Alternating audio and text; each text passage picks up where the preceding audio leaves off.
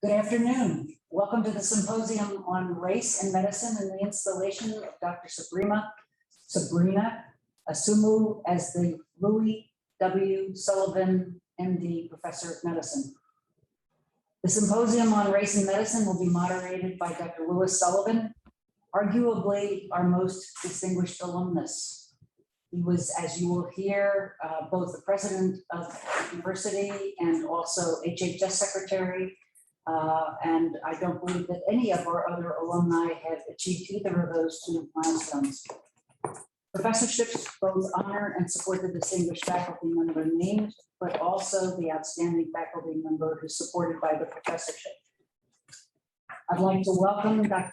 Asumu's family, her parents, Nagoran and Maureen Asumu, her husband, Stephen Nagel, and Dr. Sullivan's family, his wife Ginger, who's here, and his daughter Shanta.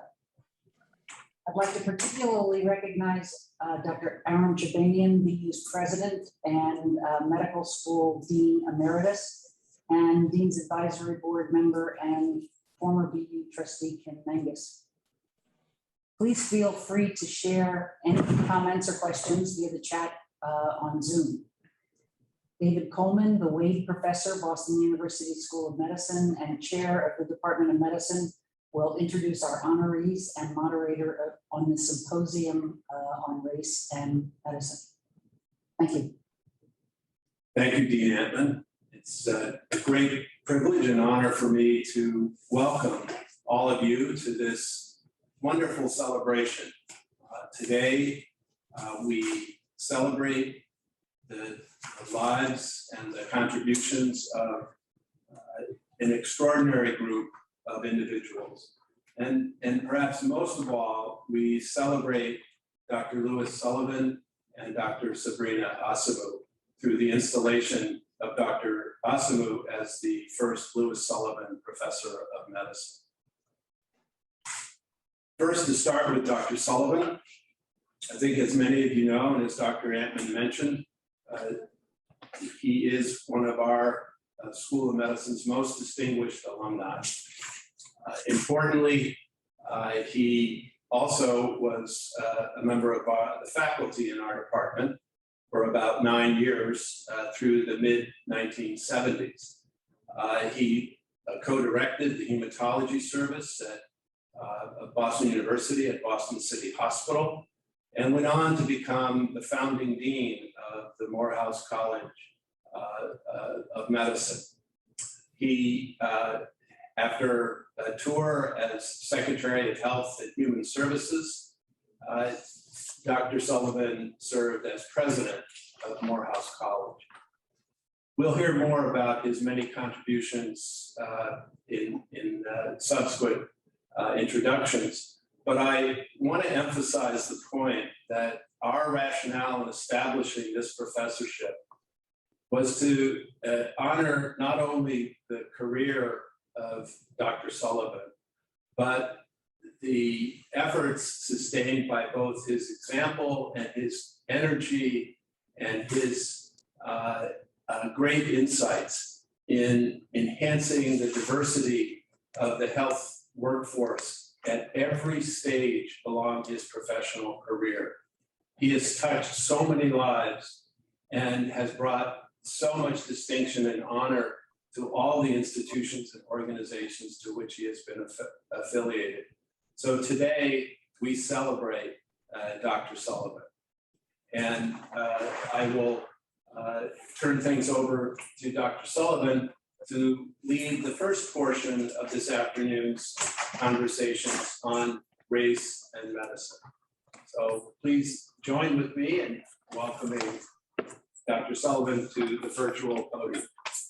Sullivan, thank you very much, Dr. Coleman, and the team and members of the BU faculty, student body, and administration. Let me say, for me, this was a great homecoming, because this is where I started my professional career. And to have this honor given to me at this time is tremendously meaningful. So I'm indeed excited and grateful for this. Our first hour will be a panel of distinguished individuals where we'll be discussing the issues of race and medicine in our society. So let me begin by saying I will introduce each of them once I conclude my remarks. And then when I finish my remarks, they will give their remarks in the order in which they are introduced, following which we'll have a period for questions, comments, and discussions. So those of you with questions, please be prepared with them at the time. The second hour will be the installation of Dr. Asamu into the Sullivan Professorship. And I am very impressed by her, very pleased that she is assuming this responsibility, and we're looking for great things from her and her career, expanding out, influencing many others as she moves through her career. Well, our purpose in this symposium is to increase our understanding of the health values of our country and how they are expressed in our nation's health system. We want to comment about the history of our system in this country, its accomplishments, the challenges that have been successfully addressed, and the challenges that remain for the future. We hope to talk about what each of you can do as an individual and what our institutions can do to improve upon the history of health in our country. This has many advantages, both for individuals in our country, as well as for our country at large, and indeed for the world. From the beginning, our country espoused the values that all men are created equal with inalienable rights to life, liberty, and the pursuit of happiness. That vision is one our country has worked to fulfill from the beginning. It is an imperfect history. We have not fulfilled it. But the optimistic tone that I leave with you is we as a country are striving ever more to reach those goals. That includes the African American community in what individuals and organizations within the African American community have done and continue to do to improve the health of our citizens. Blacks first came to these shores in 1619 as slaves from Africa to the Virginia colony. The doctors in the colonies in those years were all white. They were trained in Europe. Health for Blacks was usually given by either traditional healers among the slaves or by midwives. The first medical schools formed in America were in the 1760s. First at the University of Pennsylvania, followed by King's College, that is Columbia University, then Harvard. First Blacks admitted to US medical schools came 100 years later, in the late 1840s. First to Rush Medical College in Chicago, and then Bowdoin Medical School in Maine in the 1850s. The first school for Blacks, medical school for Blacks, was founded in 1868 at Howard University. The Freedmen's Bureau founding that school.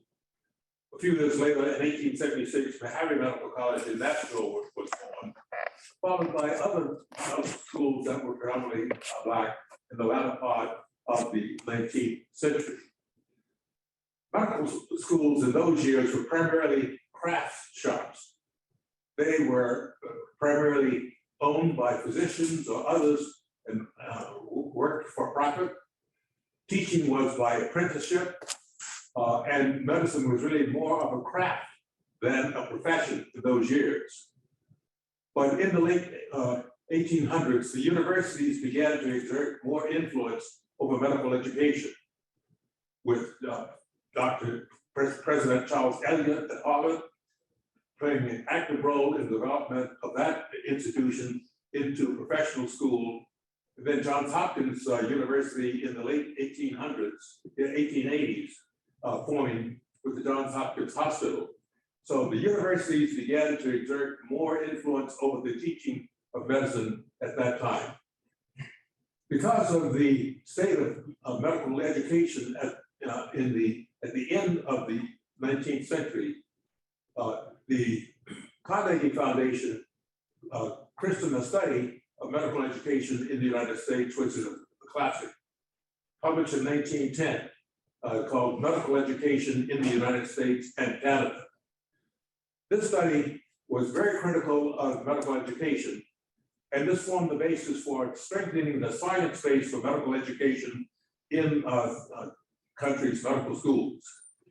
There are 153 medical schools at that time, but as a result of the criticism of medical education, a number of medical schools closed, including 5 of the 7 predominantly Black medical schools that existed at the beginning of the 20th century in the United States. So, moving to the middle of the 20th century, we were left with 80 medical schools. Those schools were graduating some 6,000 physicians annually, of which slightly more than 200 of those graduates were African American. Less than 2% of the nation's physicians were African Americans. But several things happened in the middle of the 20th century that have influenced our system tremendously. First was the Civil Rights Movement. The Supreme Court decision, Brown versus Board of Education in 1954, set the stage for the removal of the dismantling of segregation. I and some of our panelists were born and grew up in the segregated society that had great influence on our orientation. The second thing that happened was the Civil Rights Movement that began in the mid-50s, demanding equal rights for African Americans and other minorities. That then was supplemented by the expansion of medical education in the United States that began in the mid-50s, led by the federal government. That was because of a growing population with needed more physicians for services, more medical services being demanded by our citizens. So to avert a projected physician shortage, the U.S. Department of Health and Human Services, the Veterans Administration, and the Department of Defense all played an active role in helping to develop 47 new medical schools around the country. So that by the end of this period, by the end of the 20th century, one of every 3 medical schools in the country had been founded in the latter part of the 20th century.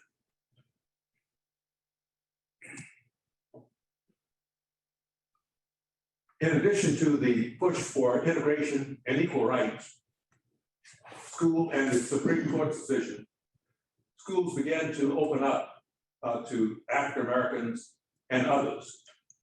So that by 1981, rather than 6,000 graduates coming out of our nation's 80 medical schools, we had 16,000 graduates every year coming out of 127 medical schools. Because the schools that existed prior to 1955 were given financial incentives to expand their class size. So the expansion of medical education came about because of not only new medical schools that came into being, but the expansion of existing medical schools as well.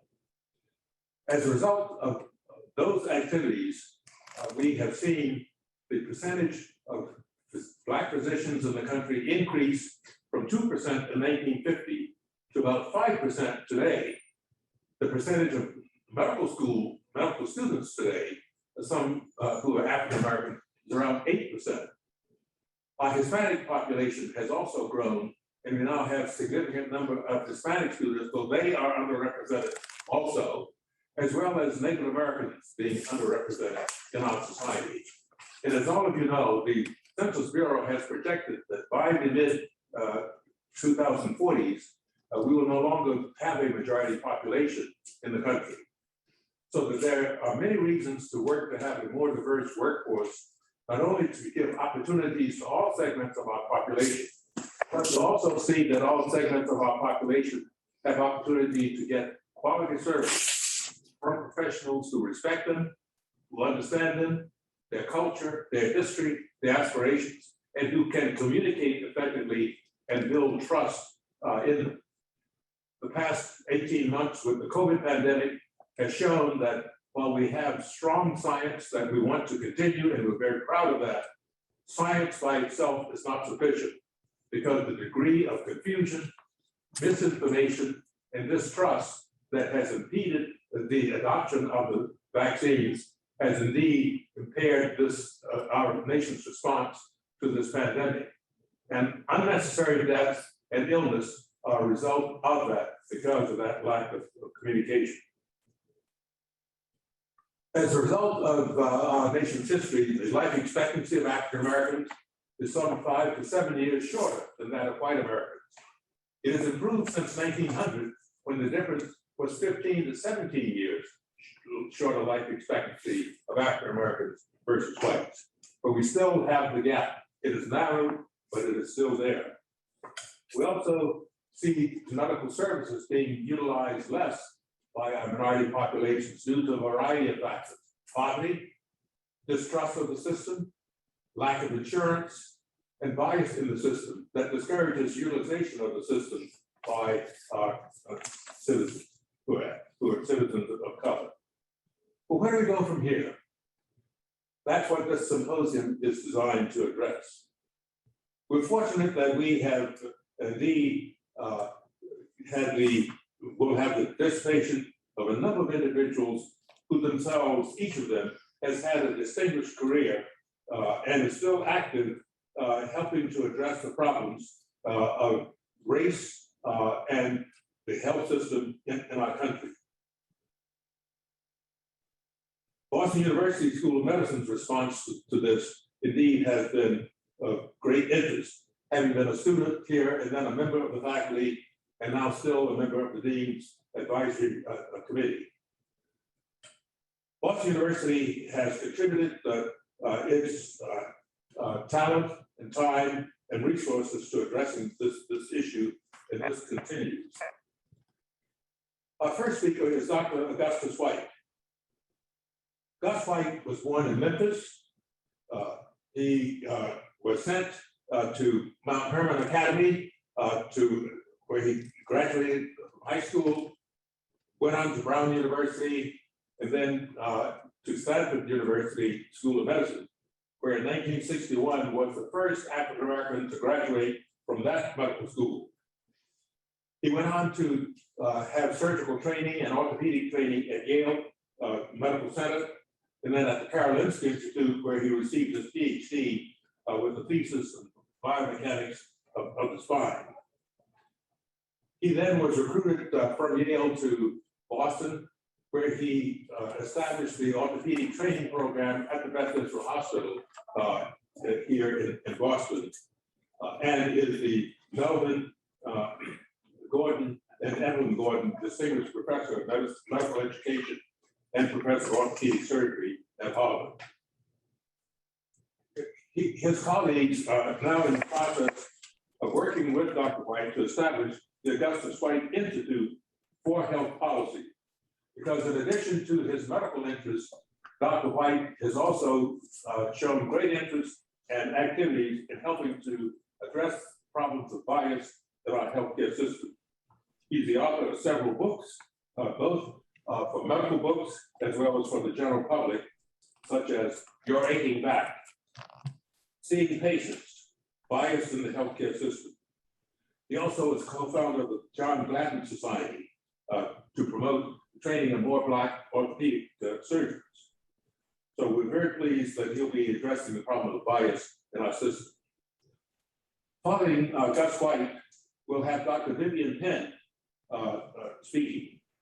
She will be addressing the issue of racial and gender diversity in medical research and medical researchers. Dr. Pinn was born in Halifax, Virginia, and grew up in Lynchburg, Virginia. She graduated from Wellesley College, and in 1967 was a graduate of the University of Virginia School of Medicine, where she was the only woman and the only minority in her class in 1967. She then went to Massachusetts General Hospital, where she trained in pathology. She then was a member of the faculty at Tufts University School of Medicine, as a member of the pathology faculty, and became dean of students, and was very popular and very successful as a dean at that school. She then went to Howard University and was the chair of pathology at Howard University, the only Black female chair of pathology, or the first Black female chair of pathology in the country. I was fortunate that during my time as secretary, that with the work of Bernadine Healy, our first and only woman to head NIH, we established the Women's Health Research Program. Dr. Pinn, we were fortunate to have her come and join us at NIH, where she established this program that has had so many successes in promoting the inclusion of women in medical research, as well as promoting the careers of women in medicine. So Dr. Pinn will be giving us her perspective on women and gender in medicine and biomedical research. Our third panelist will be attorney Ronald Lancaster. Ronny was born in Washington, D.C. and finished Catholic University, Georgetown Law School, as well as receiving an MBA degree from the Wharton School of Business at the University of Pennsylvania. So after working as a private attorney, he began work for the government, including work at the Office of Personnel Management. And when I became Secretary of Health and Human Services, we were fortunate to recruit him to serve as Deputy Assistant Secretary for Management and Policy in the department. My think tank and source of ideas and evaluation in the department. When I went back to Atlanta in 1993, fortunately, I was able to convince Ronny to join me at Morehouse School of Medicine, where he served as Chief Operating Officer and oversaw our governmental relations activities. Ronny will be talking with us about an association that was formed, the Association of Minority Health Profession Schools, and the role that that organization played in promoting the support of Black institutions, health professions institutions, and programs influencing the health of African American citizens and other minorities in our country as well. Our fourth panelist will be Dr. Wayne Riley, MD, MPH, MBA, and a lot of other alphabet behind his name. But Wayne was senior student when I returned to Morehouse in 1993, and he was president of the student government at Morehouse School of Medicine. He told me of his plans once he graduated, and that was to go to Baylor, where he trained in internal medicine, and he stayed at Baylor following that, becoming vice president for governmental relations and associate dean for academic affairs. He then went to Meharry Medical College as its president in 2007 and had a distinguished career there until 2013, establishing a health policy institute as well as expanding the physical facilities of Meharry Medical College. Following that, he became the president of the American College of Physicians, where he had, again, an outstanding career leading that health professionals association. Then in 2017, became president at Downstate Medical Center in Brooklyn, where he is now. But in addition to those activities, he's now chairman of the board of trustees of the New York Academy of Medicine. They recently received another award from the Arnold Gold Society, along with Tony Fauci and Eric Topol, the National Medical Humanism Award just this year. And he's also an active member of the National Academy of Medicine. So I'm very pleased that each of these panelists is with us today. I will let them now proceed in order with their presentation and then invite your questions afterwards. So Dr. White. Well, good afternoon, my fellow humans. It's such a joy to be able to celebrate and honor our fellow humans who have contributed so very, very much to humanity. And I also would like to express congratulations and also appreciation to the medical program at Boston University School of Medicine for helping us to honor these individuals. And it's no small coincidence that as we honor Dr. Lewis Sullivan, I would like to speak about Dr. Martin Luther King and his tremendous contributions to humanity over his lifetime and the far-reaching aspects of that. And I think as we look about ourselves and we see that Dr. Lewis Sullivan is Martin Luther King of medicine, and that his contributions have been so prominent and so conspicuous and so significant and over such a long period of time. And I have also had the privilege and the opportunity and the enrichment to be a friend of Dr. Sullivan, for whom I have admiration, appreciation, inspiration, affection, and tremendous respect. Next.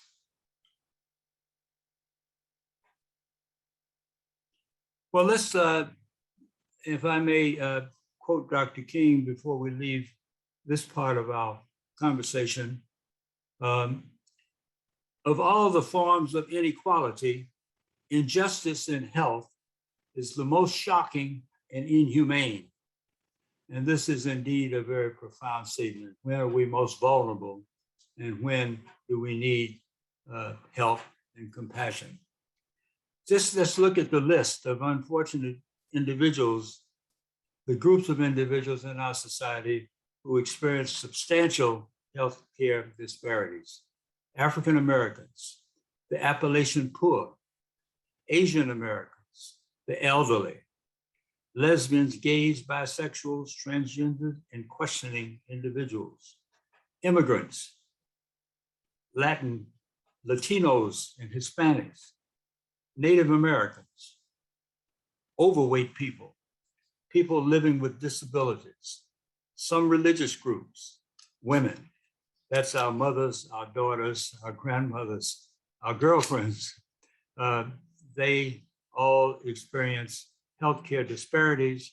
Prisoners also experience this unfortunate reality in our society. So it is indeed important to have people working hard to correct these things. And let me share with you a cartoon, if I may. And this is obviously an elderly African-American lady, maybe a bit overweight, and a doctor behind her, her doctor. And she says, "Okay, doc, give it to me straight. You know, I can take it. What's wrong with me?" Well, the doctor says, "You're not a white male." Well, that sadly sums up a great deal of the realities of our current challenges and our current activities. Also, besides being inhumane, disparate healthcare is more expensive, very expensive, and studies show that it costs a great deal more to our society because of the realities that it carries. We looked in the literature some years back, it's more than that now, but at that time we found no less than 100 solutions that were offered and shown to some degree to improve the problem of healthcare disparities in our country. So let's just look at these. What are they? First of all, we want to improve health literacy. This is important. We want to educate caregivers. We want to increase diversity in the caregiver profession, in the caregiver workers needs to be more diverse. We want to educate patients as well. And there are suggestions, here's some suggestions for caregivers. If we can use the double F criteria that I learned somewhere back in my medical training, but we must try to treat patients as much as we can as family and as friends, and use discussions and encourage them to tell you what they have learned about their disease and its treatment. And this is called a teach back session. Try to engage them in that whenever possible. And last but not least, humanize our patients. humanize our patients, smile, make eye contact. If you can't think of anything to talk about the weather. We can always make contact with our patients when we reach out and humanize them in the interaction. Be empathetic, another important suggestion for caregivers. Be empathetic. Studies show that when we are empathetic with our patients, there are greater patient satisfaction, there are better patient outcomes, there's decreased physician burnout, and there's fewer malpractice cases and fewer errors. So treat our patients with empathy. We also know that the basic triangle of the collaboration, cooperation, and abilities of the patient and the caregiver to work together greatly enhances their success in opposing and correcting the disease. Next, please. I believe that Dr. Martin Luther King would want us, doctors and others, to continue to strive to be a more humane society, and for doctors, nurses, and others to strive to be humanitarian role models. Next, please. But just a couple of more points before we part. Thank you for your attention. And let's attempt to recognize the impact of racism and all the other isms, as many as we can be aware of and work to correct. And these are so prevalent, so realistic, and so given, and so ambient in our patient-doctor interaction that they actually should be thought of and considered vital signs. And treat all people with respect, 360 degrees around us, above us, below us, and this will help us to have a more effective contribution. Next, please. Again, I'll repeat, be empathetic. Humanize your patient. Learn about resilience and work hard to develop your own resilience. And be aware that part of our human nature, our human gifts include a capacity to develop and to be resilient. So please explore that as you challenge your day-to-day activities. Thank you very much for your attention. Respectfully submitted. Be well.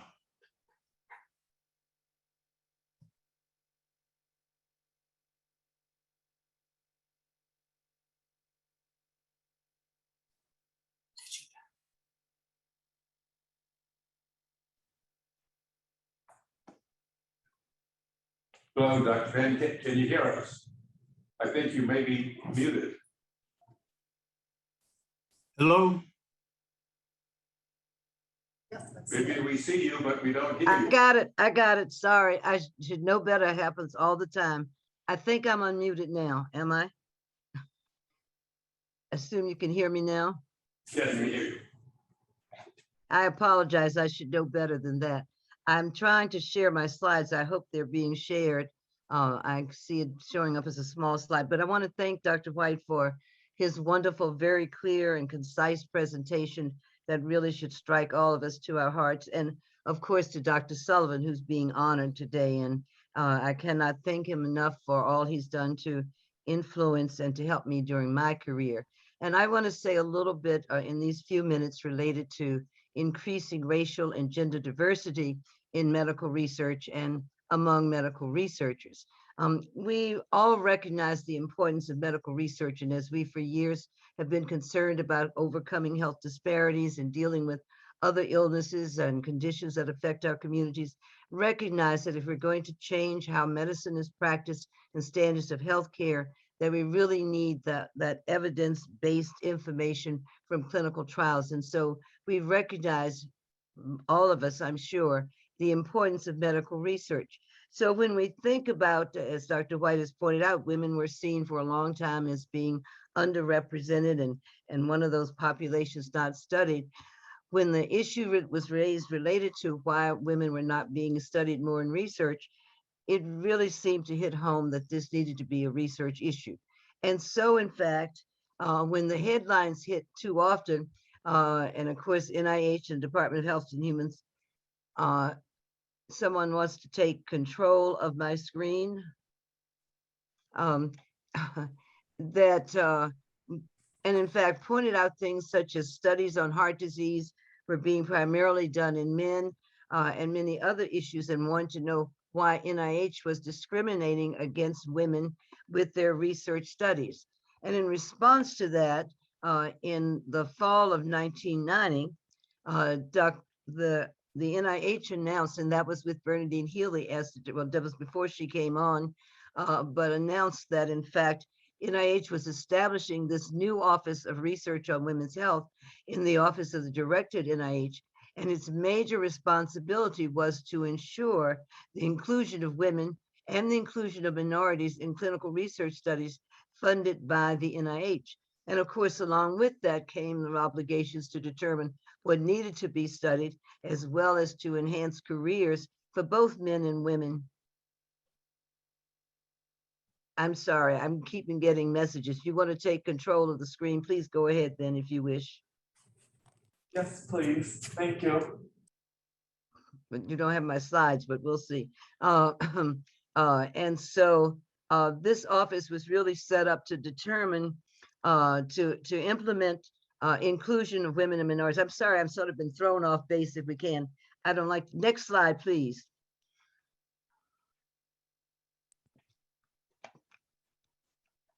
I'm sorry for time. Let me just go ahead with this, please. So we all have seen since the establishment of that office how women's health is defined, how it's studied, how it's practiced, and how it's undergone tremendous changes since 1990. In fact, even leading to the recognition that women's health research was a scientific endeavor, and that women's health is a special area that needed to be considered. And all of this came about because of a coalition of advocates who brought this information to the attention of the Congressional Caucus of Women's Issues, with the legislators getting involved in the Congressional Caucus of Women's Issues, raising this issue with the NIH, and then the leadership at NIH taking this on and responding in a way that really was revolutionary. And so with this inclusion, why inclusion? Because by inclusion was necessary to ensure that the scientific norms for health, in other words, would the results of the research studies be applicable to all populations or just to certain populations. I wanted to point this out and make a point about this. I didn't say it earlier, but Dr. Sullivan has referred to it. Many recognize the contributions of Dr. Sullivan to minority health and health disparities, but I'm not sure everyone appreciates how we've had this sea change of attention to women's health and looking at sex and gender issues in research and in healthcare. And then when this proposal of an office to study women's health and to focus on sex and gender and to include women and minorities in clinical trials arose, there had to be someone in a leadership position who not only sponsored it, but who approved of it and supported it. And we were lucky because at that time, Dr. Sullivan was Secretary of Health and Human Services.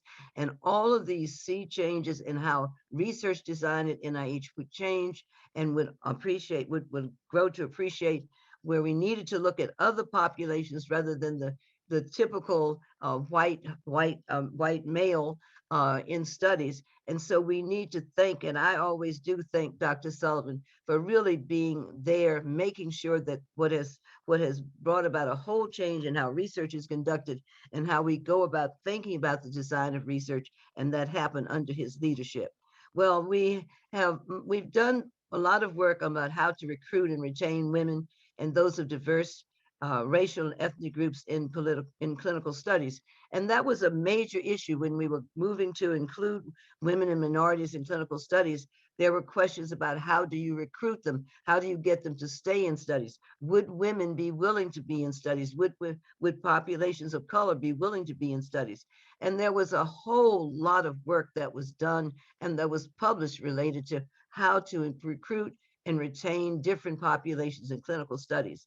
It really kind of hurt me to my heart that with all of the issues about getting diverse participation in clinical trials related to the COVID pandemic, that it seems that many of those lessons were lost. And it's just too bad that we don't build on information that we have and the experiences we've learned, but seem to always go back and start from scratch, because there is a whole population of literature related to inclusion and how to retain those in clinical studies.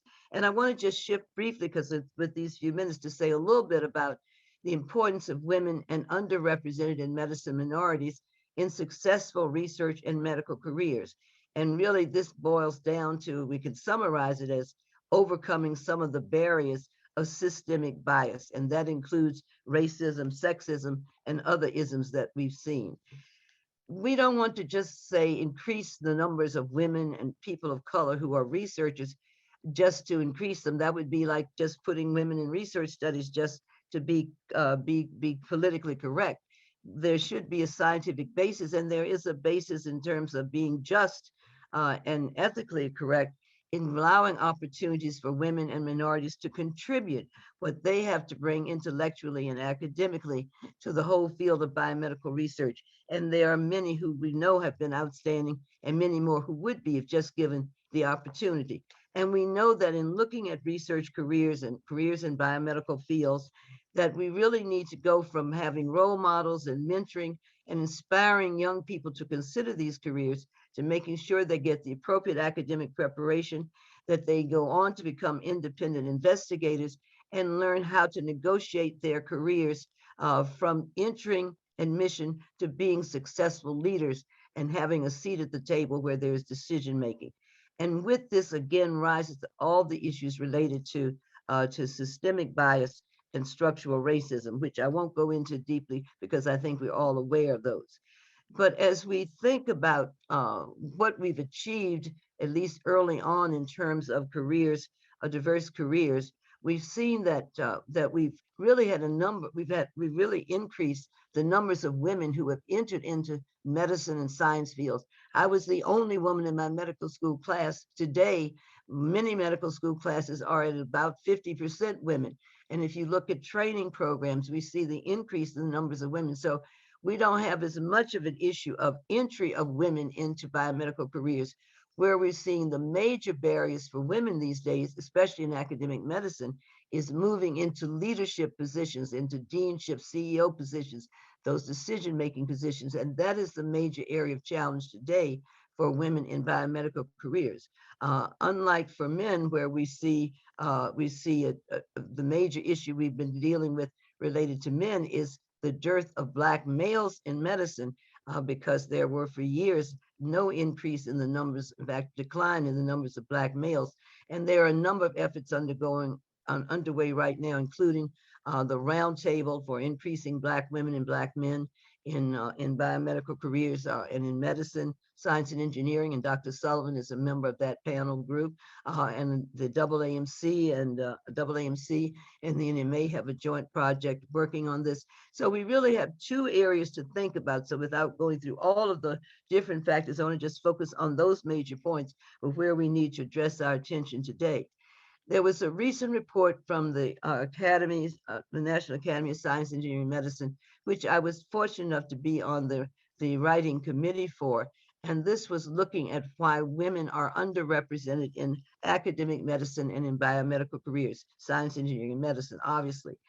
And it was pointed out that there is documentation in the literature, not just what we think about ourselves, but documentation that this is not due to a lack of aptitude. It is not that women can't handle science, can't handle math, but the three major barriers to women being better represented in leadership are related to bias, discrimination, and sexual harassment. And in all of these, if you look at the data in the literature, women of color seem to be more severely affected by each of these, which means we need to look at the intersectionality of being not just a woman, but a woman of color, where you may get the double bind effect. And I'll just bring to your attention that report of Shirley Malcolm back from 1979, where she pointed out the fact that women of color suffer from two biases, and that is both related to sex as well as related to their racial ethnic background. And unfortunately, that continues to today, and there is still more attention needed to address that. And I'm very pleased the National Academy's report did make sure that intersectionality was not a separate chapter, but that intersectionality was addressed in each section of that report. And how do we overcome some of these barriers? Well, I think the summary slide that I take from that report and in thinking about it is that if you're going to bring about change, you've got to have leadership at the top. Obviously, you want to be able to disaggregate data. You want to have a starting point to see if you're making progress. You've got to have the financial and human resources to bring the changes. But most importantly is having that leadership at the top. And to me, that is so important because that is what Dr. Sullivan has represented to me and to us through the years. Whenever he's been in a position of leadership, he has made it known what his priorities are and things that we should consider both in terms of careers, for entry, for science, for research, for practice of medicine.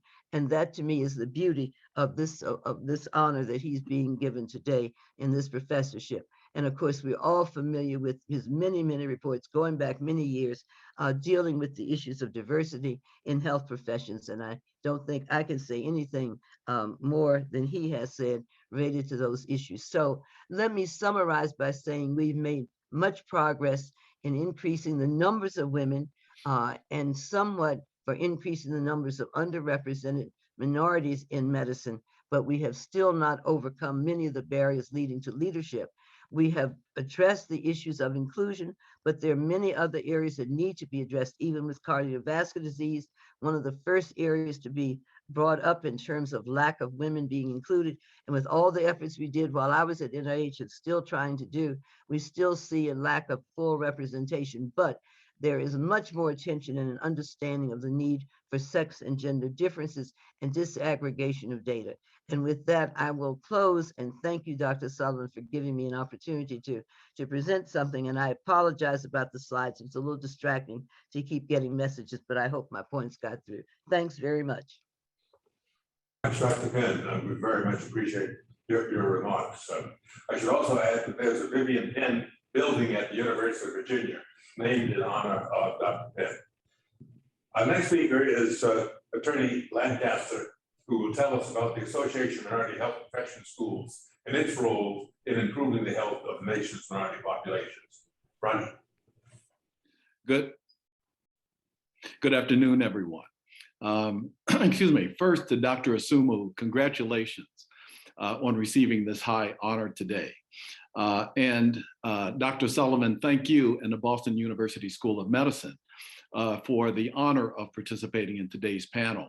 And Dr. Sullivan, thank you for that kind introduction. And to my distinguished co-panelists, Dr. White and Dr. Pinn are giants in medicine, distinguished physician leaders whom I've respected and admired for many years. And to Dr. Wayne Riley, distinguished physician executive, I'm so honored and fortunate to be able to call a personal close friend. So I am honored and delighted to participate this afternoon. Thank you. Dr. Sullivan has asked me to say a few words about the Association of Minority Health Profession Schools, or AMPS. Next slide, please. So in 1975, Dr. Sullivan, with the help of many, began the Morehouse School of Medicine.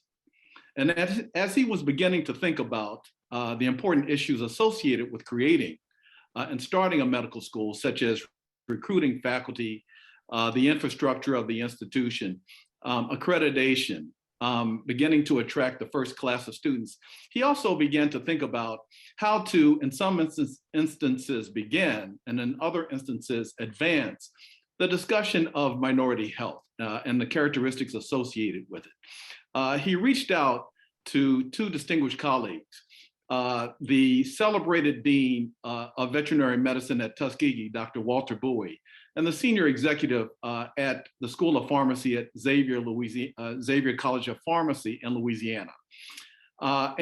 Together, the three of these individuals created the Association of Minority Health Profession Schools, or AMPS.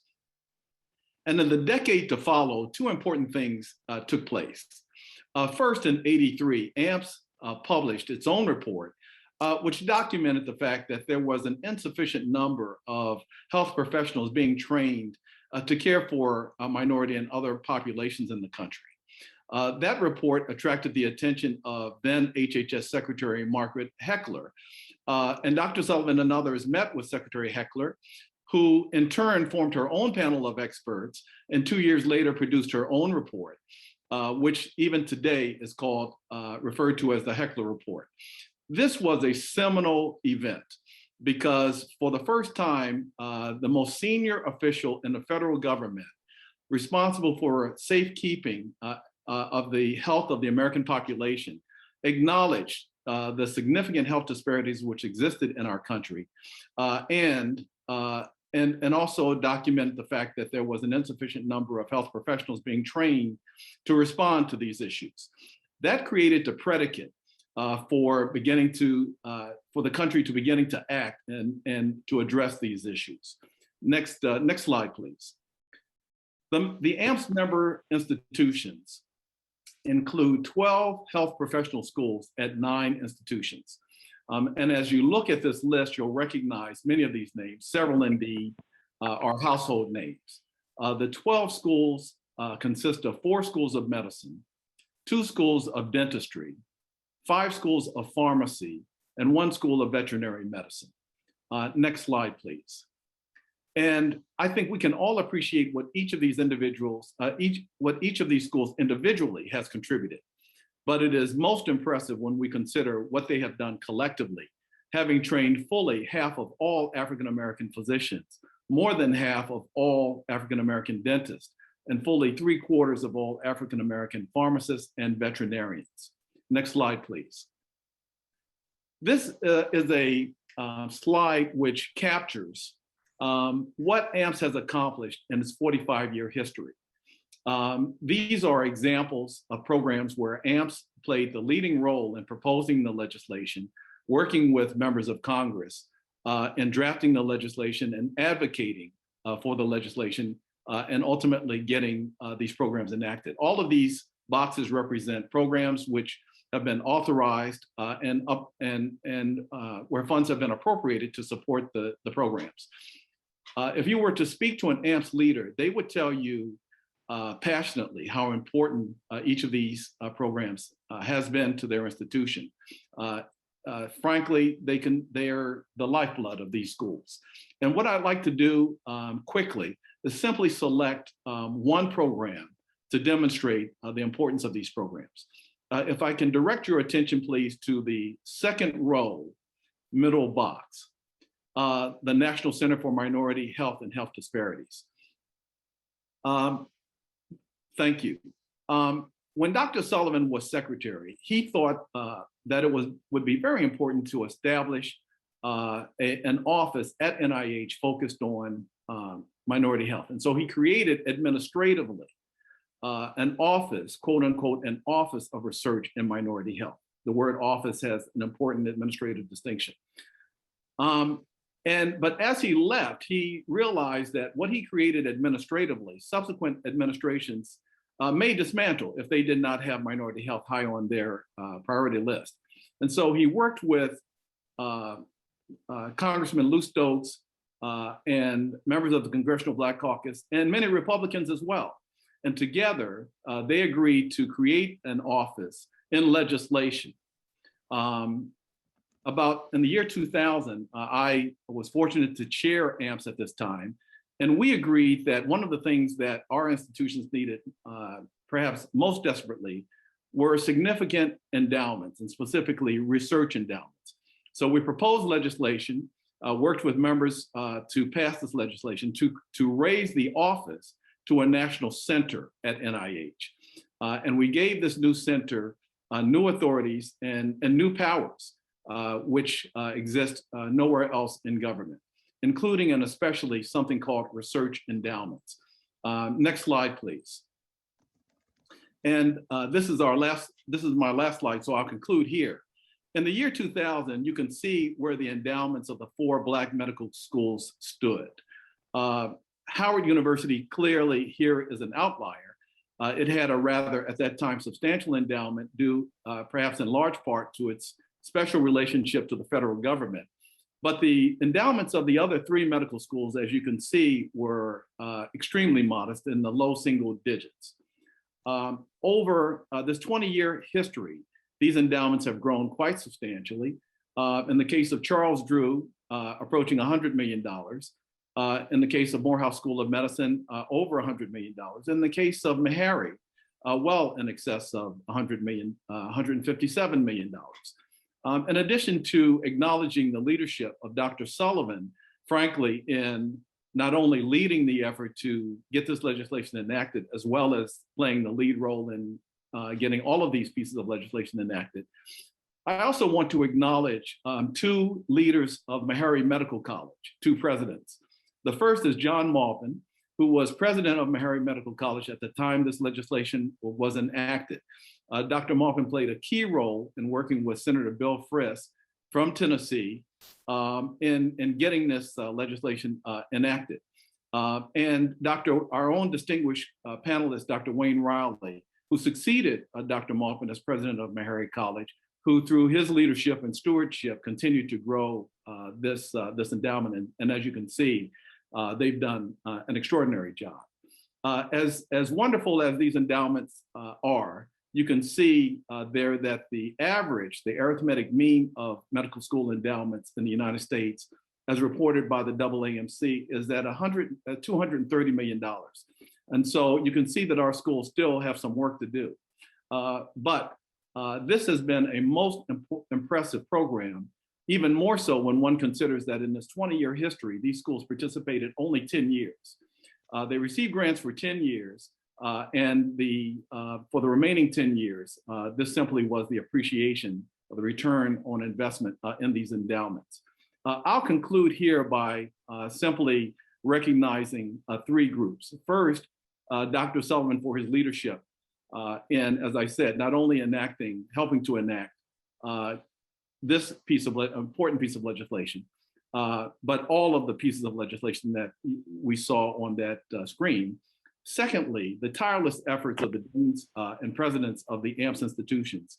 And thirdly and importantly, the only lobbyist that the AMPS schools has ever had, and that's Dale Dirks, who has just been absolutely brilliant in creating the legislative choreography that laid the groundwork for getting all of these pieces of legislation across the finish line. So with that, I'll conclude, and with my sincere thanks to my co-panelists, the Boston University School of Medicine, Dr. Sullivan, and once again, congratulations to Dr. Asumo. Ronny, thank you very much for those remarks, and I think this shows what interinstitutional cooperation can result in to improve educational and research opportunities for individuals. We now proceed with our fourth panelist, Dr. Wayne Riley. Dr. Riley. Good afternoon, Dr. Sullivan. Delighted to be with you. What a special treat it is for you, Ginger, and the entire Sullivan family for this wonderful honor. We're going to confer on Dr. Asumu. Congratulations, Doctor. Dr. Sullivan and I talked about your tremendous background, and you are a worthy occupant of the Lewis W. Sullivan, MD, Endowed Chair. Salute to Chairman Coleman. Thank you, Dr. Coleman, for your leadership as chair of the Department of Medicine there. I was also on the Dean's Advisory Committee when the idea first hatched at BU a couple years ago. And again, salute to Dean Karen Antman because of her passion and determination to get this done. As Lou mentioned, he and I go back quite a ways to the time when he returned to Morehouse School of Medicine in January of, January of 1993. And he was, again, I think it was early January 1993, he had just left Washington with the change in the Bush to Clinton administrations. And within days, he was with us on campus, which we as students were quite amazed with. But there he was back in the saddle. And as the senior class president, I had the responsibility to welcome him. And of course, to go in and complain about some aspect of student life at Morehouse School of Medicine, as students are wont to do. And here is a picture. If I can get to a slideshow here. Let's see. Yeah, from the current slide there. Oh, let's go. There we are. This is May 15th, 1993, my graduation day from Morehouse School of Medicine. As class president, I had to join Dr. Sullivan in welcoming Archbishop Desmond Tutu, our commencement speaker. So this is a picture I keep in my office right here in Brooklyn. I had it in my office in Nashville and then also my home in Nashville. A cherished picture from a great day in my life. And again, I fell under Dr. Sullivan's spell since January 1993. So what a tremendous mentor, sponsor, friend he has been to me and to many of us on this occasion. So thank you, Lou. My task is to talk a little bit about what we should be doing to increase and to build upon the work of Dr. Sullivan throughout his illustrious career. Lou talks fondly about how formative his years at Boston University School of Medicine and Thorndike and being mentored by Professor Castle. And that really encapsulates what he has always believed about how we should be thinking about increasing the numbers of African Americans, Latinos, and women in medicine and so forth. So just a few slides. Here was a story in the New York Times that, again, I think punctuates why we need to do better. This was the story about the secret to keeping Black men healthy is maybe Black doctors.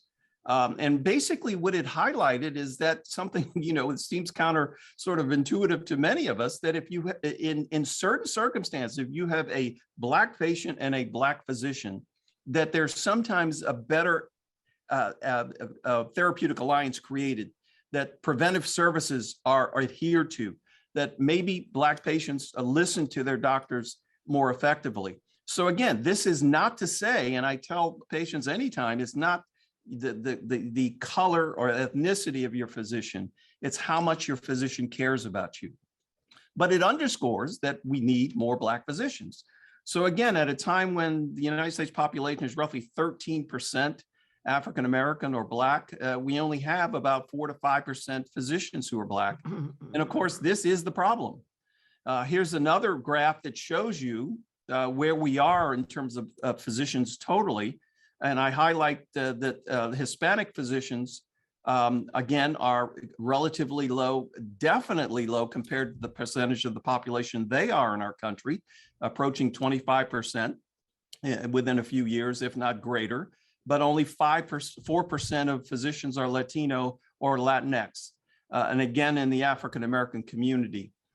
So again, here we are in 2020, only 7% of medical school enrollees are Black or Latino between 2017 and 2018. The data have not moved all that much. But I will tell you, though, that my late father was a 1960 graduate of Meharry. 1963% of the nation's physicians were Black. And you can see over that long period of time, we've not made all that much progress. So again, one of the things that I'm passionate about is trying to make sure that as an administrator leading a large organization in the largest city in the country, that we are intentional about making sure that we have a more diverse student body. When I got here in 2017, much to the chagrin of the SUNY Board of Trustees and the leadership here in Brooklyn, less than 10% of our medical school class were Black. That was unforgivable in Brooklyn. Brooklyn is so big. If we succeeded from New York City, we'd be the third largest city in the country. We're incredibly diverse here in Brooklyn. So again, people think that diversifying the health professions is rocket science. Colleagues, it's not. You have to be intentional. And so when I called my new team in to explain to me why we only had 10% of our entering medical school class, we have one of the largest medical school classes in the country at almost over 200 students per year. We had less than 10% who are African American or Afro-Caribbean. That meeting was very seminal because I laid down the law. This is unacceptable, and so again, I said, I want a plan on my desk in 1 month, how we're going to fix this. And we had to make some decisions about personnel. I removed the admissions director who just didn't get it. We changed the committee. We trained the admissions committee to look for factors other than just grades and MCAT scores as markers of who was worthy to be accepted to our institution. And over time, we began to move the needle. The other thing we did, I said, bring me the list of all the minority students we rejected. I looked at the list. Their MCAT scores were maybe a few tweaks below, our average MCAT score. Their GPA was maybe 0.5 to 1 point lower. And I said, well, look, we can't leave these kids aside. So I funded a post-bac program where we told these kids, hey, look, you didn't get in this year, but we'd like you to come spend a year with us. The president, me, will pay for it. And if you get through this, you go right on into the freshman class next year. We've now had 4 cohorts of that program with 89% moving on into the class and 89% graduating. Many of those kids who we initially rejected were elected to AOA, were elected to the Arnold P. Gold Humanism Honor Society, were class presidents who matched into such exalted specialties as orthopedics, like our great Gus White, and other super specialties that are highly competitive. So ladies and gentlemen, diversity work and diversifying the health professions is not rocket science. You have to be intentional. And you have to make tough leadership decisions to put in place people who understand it. So again, the other aspect of this is mentorship and sponsorship. All of us, I would not be where I am sitting in this wonderful opportunity I've had, the other opportunity in my career to have been a vice president, vice dean at Baylor, the 10th president of Meharry Medical College, the president of the American College of Physicians, and now here at Brooklyn, and also chair the board of the New York Academy of Medicine, had it not been for mentorship and sponsorship. Lou Sullivan is a master. Dr. Asumu, listen to me. He is a master mentor and sponsor.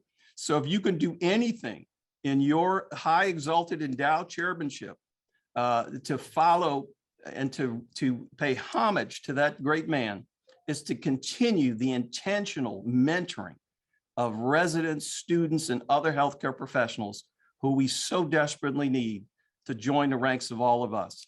So with that, congratulations, Dr. Sullivan. Congratulations to Dean Antman, Dr. Coleman, and particularly you, Dr. Asumu. For those generous remarks, we appreciate the leadership that you're showing there in Brooklyn and really for our nation's healthcare system. Because of the hour, I think we will proceed with the next portion of our program, but I'd like to, first of all, give my formal thanks to our panelists for their remarks this afternoon. I have been inspired by them, and I'm sure that you in the audience have been inspired by what you've learned, what you've heard. And although much has been accomplished, as you've heard, in improving the health of our citizens, including our nation's citizens of color and those who are poor, there still remain many challenges. The challenges to be met by today's health professionals and for those to come in the future. We are working for a better society, for a more perfect union. The nation's African-American health professionals have contributed significantly to these advances in healthcare, to our knowledge of human biology and health and disease, to our research advances, our accomplishments in teaching and medical care.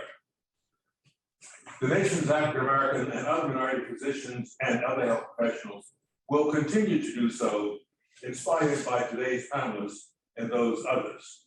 So I want to thank Dr. White, Dr. Pinn, Attorney Lancaster, and Dr. Riley for your remarks.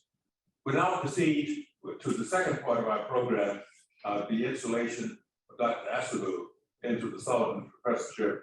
I'll turn the chair over to my colleague, Dr. David Coleman, Chairman of the Department of Medicine, the Wade Professor of Medicine at Boston University. Dr. Coleman. Thank you, Dr. Sullivan.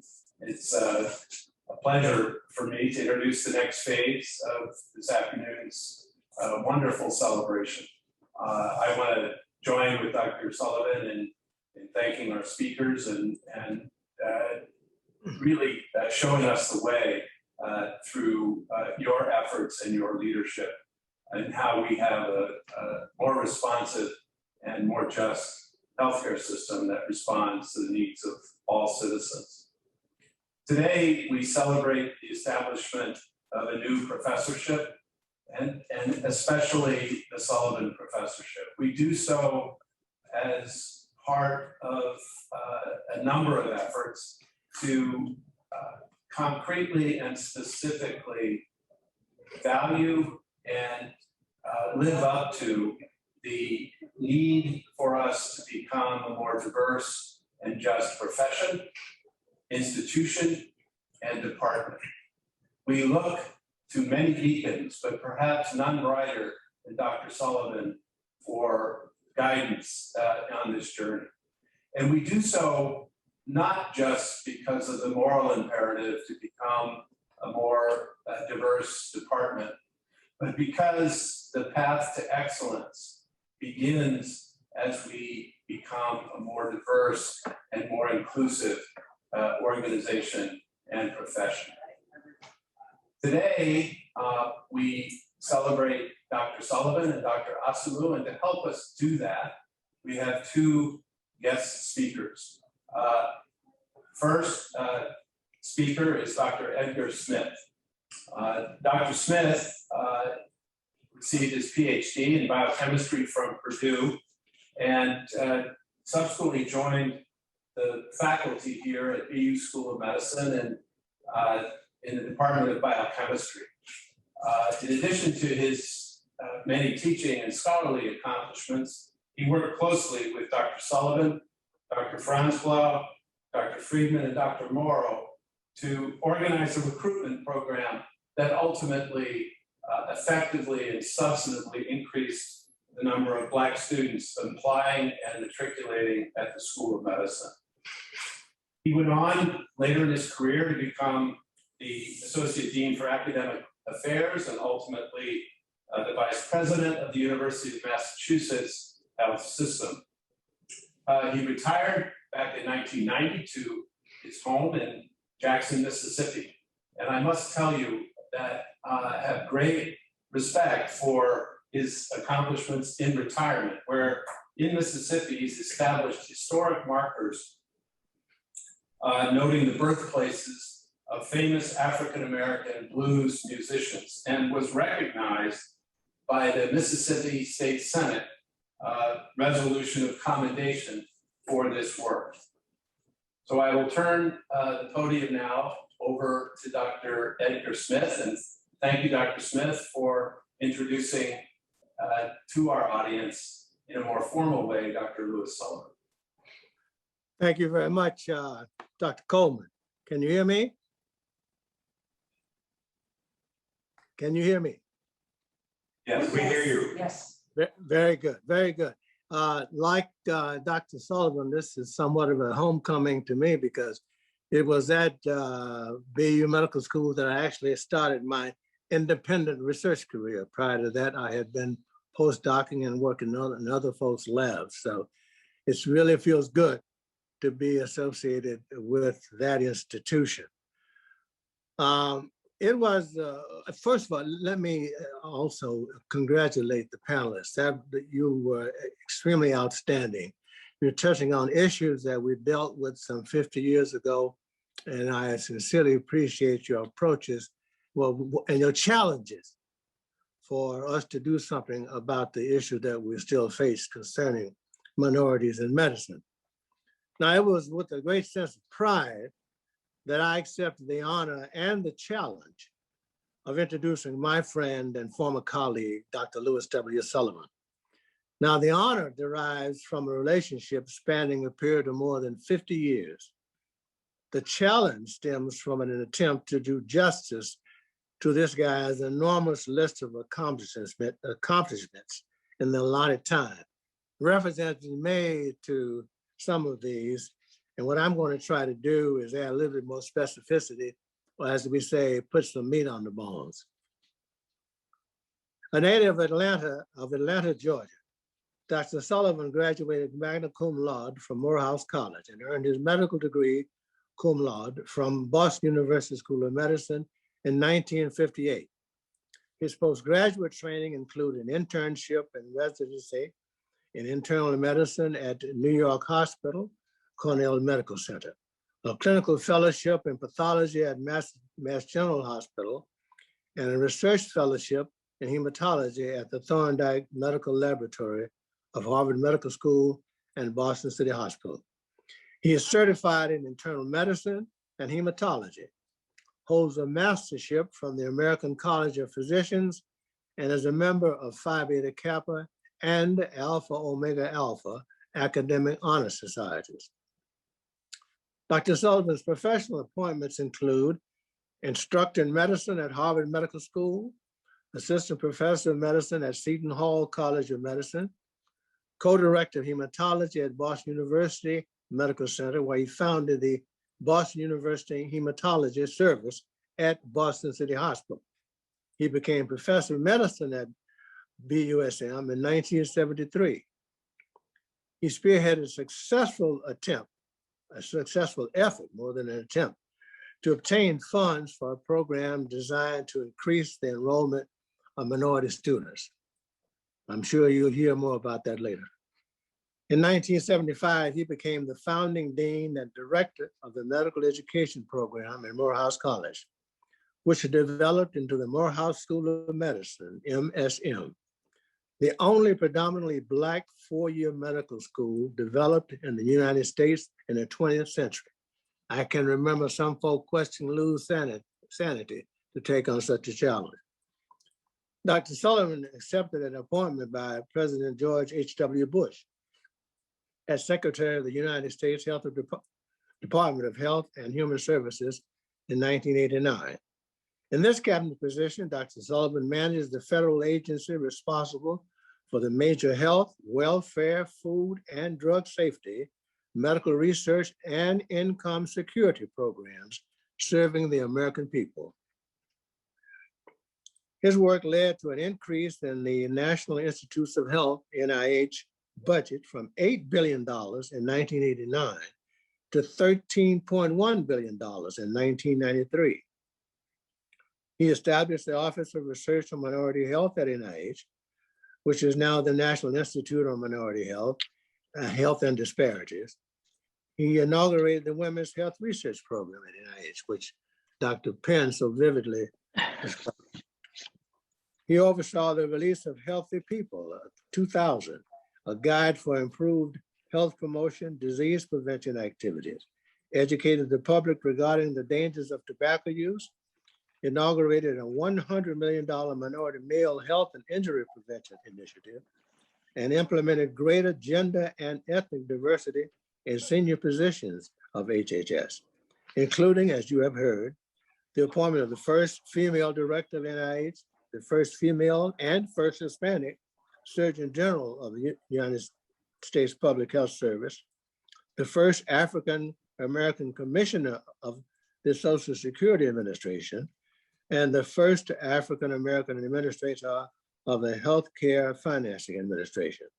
In 1993, he returned to MSM, Morehouse School of Medicine.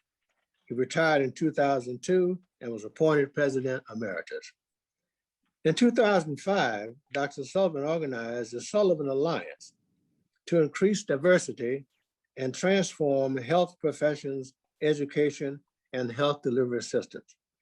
The Sullivan Alliance became a central program of the Association of Academic Health Centers, AAHC, in January 2020.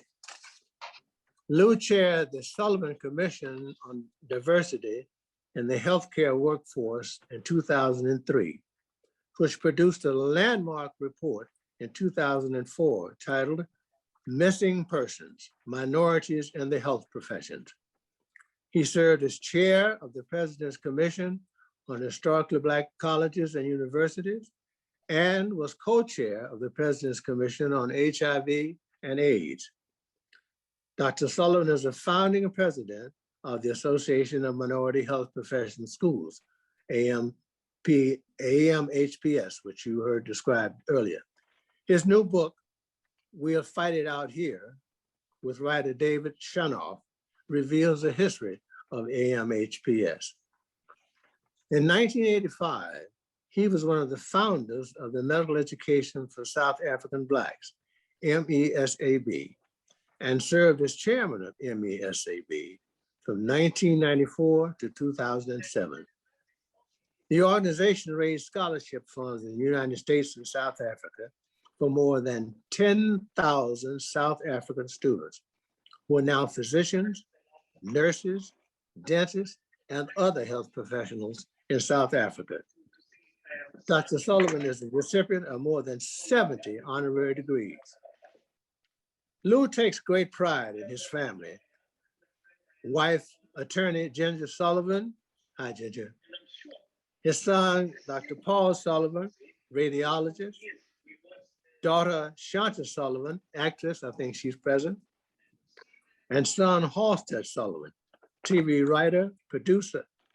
Grandson, Paul Jr., who's a second-year student at Northwestern University. And Brett Sullivan, who's a first-year student at Middlebury College in Vermont.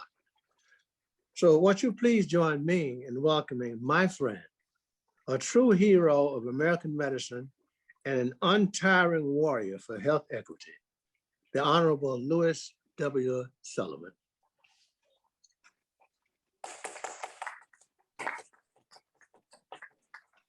Thank you very much for that generous introduction.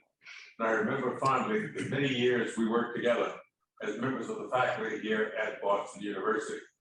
And I'm also pleased to note on the screen that Aaron Germanian, former president of the university and dean of the medical school, who was a fellow here when I was a student.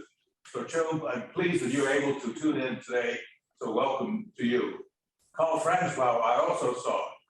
Carl was very active with our group in seeing that we increased minority representation, not only here at Boston University, but this turned out to be a recruitment weekend that included Boston University, Tufts Medical School, Harvard, University of Vermont, and Dartmouth, and the University of Massachusetts. So we were very successful in letting these young people know we wanted them to apply to provide their leadership and their talents. So Carl, thank you for joining in. And there may be others who are here, so we welcome all of you. Let me make just a couple of remarks for you. It was September of 1954, before my 21st birthday, that I came to Boston. The first time I would be living in a non-segregated environment, coming as a first-year medical student to Boston University.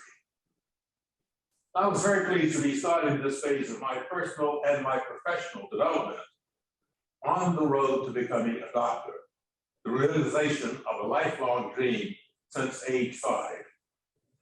I was very excited by the learning opportunities and the professional development which lay before me. But I was also somewhat concerned because this would be my first time living and learning in a non-segregated environment.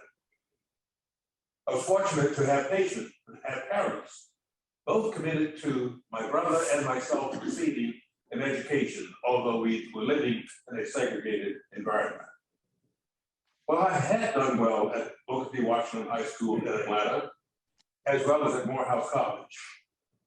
But I was very much aware that my classmates here at BU were a new challenge as well as a new opportunity. They had finished places such as Amherst, Princeton, Harvard, Columbia, places I had read and heard about, but had not interacted with any of their graduates. So naturally, I wondered, how will I measure up, knowing that all of my classmates here at BU were finished their schools in the tops of their classes? Fortunately for me, we had our first examination in gross anatomy by the end of our first month.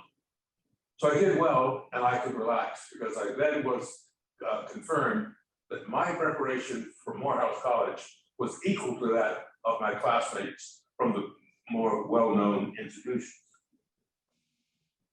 Like other African Americans who grew up in the segregated South in those years, I had experienced discrimination, many indignities, challenges to my humanity, to my intelligence, and questions about my commitment to a purposeful life. So I had questions about how would I be received here in New England, received by my medical school classmates, the BU faculty, the citizens of Boston and of Massachusetts. Well, within a few weeks, I was able to put aside those concerns. My classmates were curious about me, but they were welcoming. The faculty here were supportive. I was happily exploring Boston's rich colonial and revolutionary history, about which I had read during my school years. Boston's rich culture, its museums, and its many academic environments. Here at Boston University, I learned about Rebecca Lee, a nurse who in 1864 became the first African-American female physician in America when she graduated from the New England Female Medical College. Founded in 1848 as the Boston Female Medical College, the first U.S. medical school for females, this institution became Boston University School of Medicine in 1875. But I also learned about Solomon Fuller, the nation's first Black psychiatrist, who graduated from BU in 1897 and conducted pioneering research on Alzheimer's disease. Rebecca Lee Crumpler has a scholarship fund at this institution named in her honor. Solomon Fuller has a psychiatry and mental health building also at this institution, carrying his name. I had many medical classmates with whom I interacted and indeed learned much from them. People like Mort Buckley came from Holy Cross with others from that institution. Ted Thorber, an American who came from India because his parents were both medical missionaries in India. Greg Sheely from Connecticut.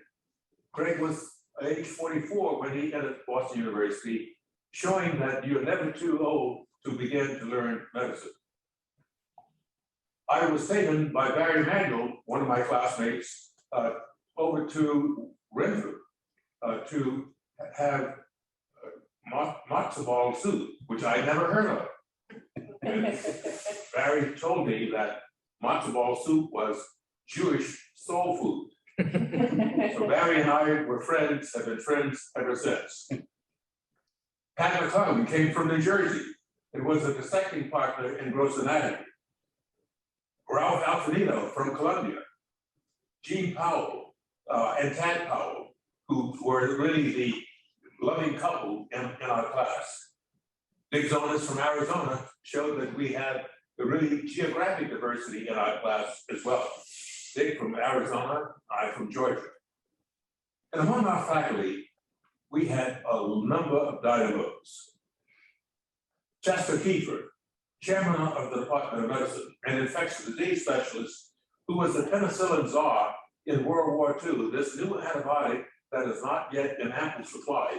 He had responsibility for seeing that our troops in combat received this penicillin. Franz Engelfinger, head of our GI unit, who studied esophageal function. And he later went to the New England Journal of Medicine, where he promulgated the Engelfinger rule concerning publication of articles in the New England Journal of Medicine would have to be peer-reviewed and not have been given to the press before they are reviewed, setting a standard for publication of medical journals now adopted by other journals as well. But Engelfinger, in addition to being a great clinician and researcher, was also a practical jokester. And he really had a few practical jokes at the expense of our students, but indeed we took it all in good humor. Bob Wilkins headed up cardiovascular unit. They were very busy developing new drugs for hypertension, Reserpine, hydralazine, chlorothiazine. Many other drugs were developed by that group at the time. Honor Rollman, in kidney disease, kidney function, he and others were really producing many outstanding studies. In biochemistry, we had a good faculty, including Isaac Asimov, who was a great lecturer in biochemistry, but his career is he's better known to the American public because of his science fiction productions. So he was a great personality here on campus. So we indeed had a very rich environment in which I had many experiences. So let me say, I am honored to have the Louis Sullivan Professorship in Medicine established here. My 4 productive years as a student, followed by 9 rewarding years as a member of the faculty, and for a number of years as a member of the Dean's Advisory Committee. All of these have been richly rewarding experiences for me. So going forward from today, it is my expectation that the Sullivan Professorship and its holder will build upon this institution's commitment to racial, ethnic, and gender diversity among its students, faculty, staff, administration, and alumni. For in so doing, Boston University School of Medicine will help lead our nation in developing a health system which is fairer, more efficient, and more effective in reaching all of our citizens, reducing needed health services, and improving the health status and the health behavior of Americans, particularly the poor and those who are medically underserved. And when Boston University School of Medicine, with this professorship, achieves these goals, it'll mean that although I came to Boston from Atlanta in 1954 and returned to the South in 1975 to help found a new medical school, my spirit and my goals continued here with you at this institution that started me on my professional career. This will lead us to an ever brighter future for our country, for our citizens, and for the world. So I thank you very much for this honor. Thank you, Dr. Sullivan, for those very moving. No pressure on you, Dr. Austin.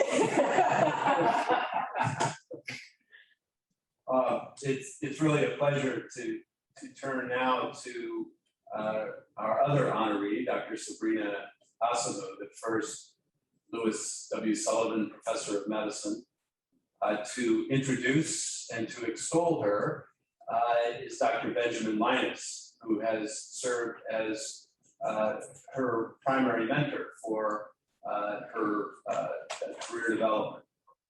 Dr. Linas is a very accomplished epidemiologist and a clinical investigator in the section of infectious disease in our department. He's also a professor of medicine. Dr. Linas?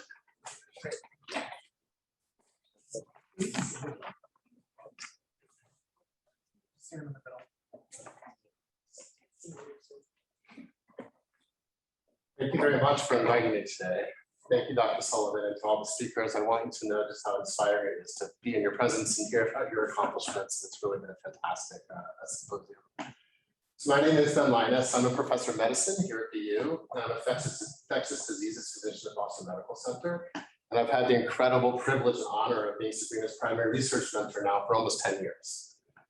Sabrina, I want to start by saying that this invitation to speak about you and to celebrate your achievements really is one of the most meaningful and special honors of my career to date. Research is hard, medicine is hard, and I think that at some point over each and every one of our careers, we find ourselves wondering whether we're doing the right work.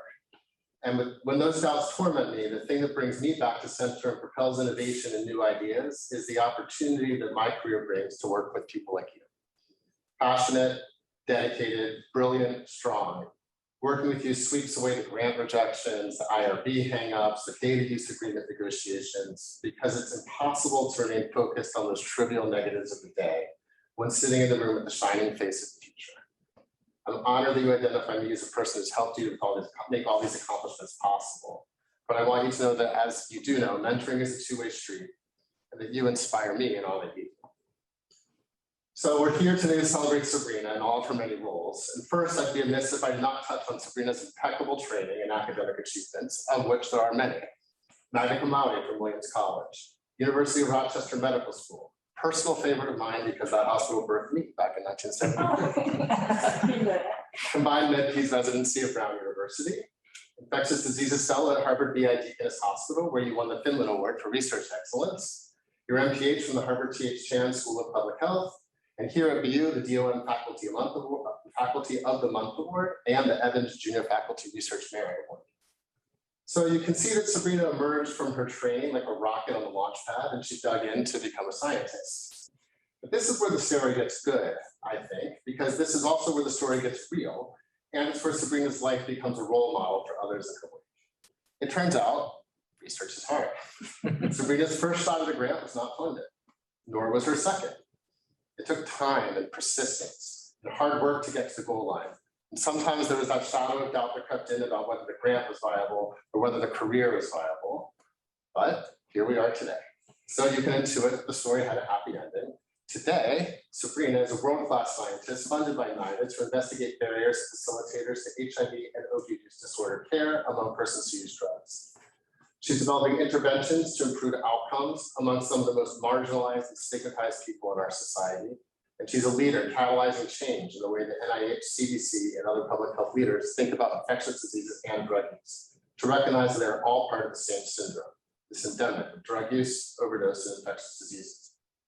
Sabrina's work is highly cited. She was invited to speak to the National Academies of Science to share her important insights, and widely published in high-impact journals such as JAMA.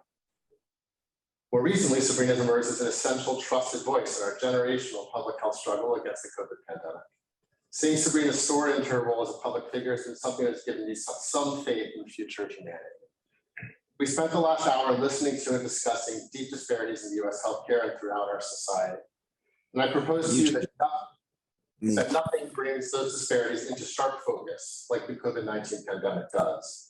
Disparities in hypertension and diabetes care lead to horribly disparate outcomes over decades. But COVID plays the entire movie of structural racism and disparate care in approximately 1 week. It's impossible to ignore the injustice, the suffering, and the tragedy when it plays before your eyes so rapidly and so often over and over again. Sabrina saw this injustice. She acted. Quietly at first. News outlets did not cover the work that Sabrina did organizing the BUMC COVID response. They did not cover her working to care for patients during the peak surges. No reporters were asking Sabrina her opinion about COVID at first. But then things began to change. This is what gives me some hope for our future. Vaccines were approved, but communities of color were not eager to come forward. And it began to dawn on the rest of us that perhaps if we're addressing mistrust, doing so requires trusted voices. And Sabrina's a trusted voice. She's trusted first because she knows her stuff and is a world-class expert in public health and infectious diseases epidemiology. She's trusted because she does a phenomenal job translating complex science to public health messaging. And she's trusted because as a woman of color, she brings her experience and her perspective to her speaking, and that honesty is compelling. Now the news is all over Sabrina. She was literally on the cover of a magazine. She's ambassador for medicine and for BUMC, and there's none who is better. And lastly, I want to spend just a bit of time reflecting on Sabrina as a role model for women in medicine. Perhaps calling her role model is not fair or good, because doing so implies that all women can and should achieve everything that Sabrina has achieved, and I'm not sure that's fair to everyone else. Sabrina is a devoted mom and partner for her beautiful family, and I know that she's a natural parent because once in 2018, I brought 2 of my daughters to the office one day when my wife was away and I had to be here for some reason that I can't even remember. I propped my girls up in front of my large computer screen in my office, and I told them that all the rules were off. Video games and movies were fully allowed all day. Sabrina's office is right next to mine. And while I was out, Sabrina checked in on my girls, made sure they were happy. She brought them snacks and something to drink. They still talk about it. And in fact, even this morning when I told them that I was attending the ceremony today, they spontaneously launched into that very story and told me how much they love you. And they say congratulations, and they're very proud of you and how deserving you are. So it's hard to summarize a presence like Sabrina's in just 5 minutes, but I hope you can appreciate the love and the pride that I take in Sabrina and everything that she does.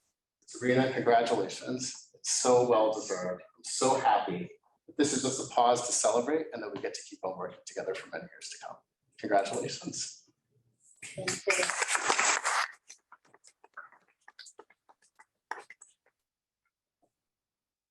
Thank you so much, Dr. Linas. I guess I'll stay formal. Thank you so much for this wonderful introduction. I actually have some slides Yes. that are going to be coming up. So first, I'd like to say thank you to Dean Antman. Thank you so much for this amazing opportunity. Thank you, Dr. Coleman, for making this happen. Thank you, Dr. Sullivan, for being such a great teacher. And what a lot of people don't know is that it took a lot of planning and there were a lot of Zoom calls. And I got to meet him before this and learn from him. And it's just such a pleasure to meet you in person today and to meet your family. Thank you to my family who's joining online.